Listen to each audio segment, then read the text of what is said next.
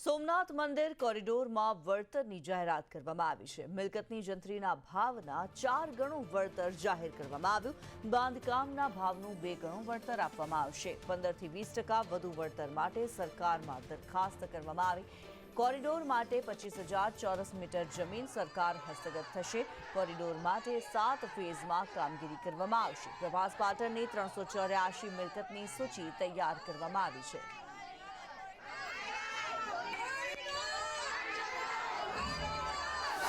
25,000 ચોરસ મીટર જગ્યાની અંદર 7 ફેઝ બનાવી ટોટલ 384 પ્રોપર્ટીનું અત્યારે પ્રક્રિયા હાથ ધરવામાં આવેલ છે અને એ પ્રક્રિયાના ભાગરૂપે એક વાટાઘાટો સમિતિ બનાવવામાં આવેલ છે। આ સમિતિ દ્વારા મિલકત ધારકો સાથે વિવિધ મિટિંગ કરી અને એમને જે 2011ની જંત્રી છે એના બમણા સરકારે કરેલા છે એના પણ 2 ગણા કરી એટલે 2011ની જંત્રીના 4 ગણા અને મિલકતના જે બાંધકામ છે એના જે રેટ નક્કી કરેલા છે એના ઘસારા બાદ જે કિંમત આવે છે એટલે એ મિલકતના પણ 2 ગણા આ ભાવ પત્રક સ્વરૂપે બનાવી દરેક મિલકત ધારક સાથે શેર કરવામાં આવેલ છે।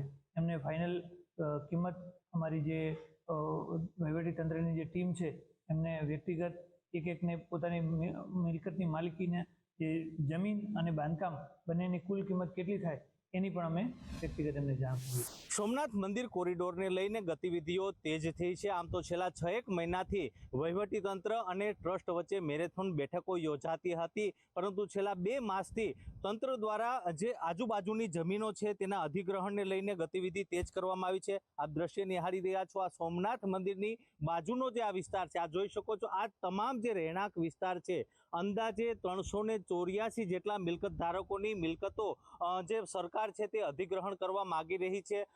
મહત્વની વાત છે કે સરકારી તંત્ર કે સોમનાથ ટ્રસ્ટ દ્વારા હજુ સુધી કોરિડોરને લઈને કોઈ પારદર્શક માહિતી કે જાણકારી કે કોઈ પ્લાન જાહેર કરવામાં આવ્યો નથી।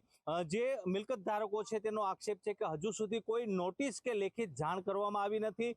માત્ર તંત્રના અધિકારીઓ, કલેક્ટર, ડેપ્યુટી કલેક્ટર, એસપી સહિતના જે અધિકારીઓ છે તે વારંવાર મિટિંગો માટે બોલાવી રહ્યા છે અને કહી રહ્યા છે કે તમારી મિલકત અધિગ્રહણ કરવાની છે। ત્યારે આ અધિગ્રહણને લઈને પ્રભાસ પાટણ નગરમાં ભારે રોષ જોવા મળી રહ્યો છે।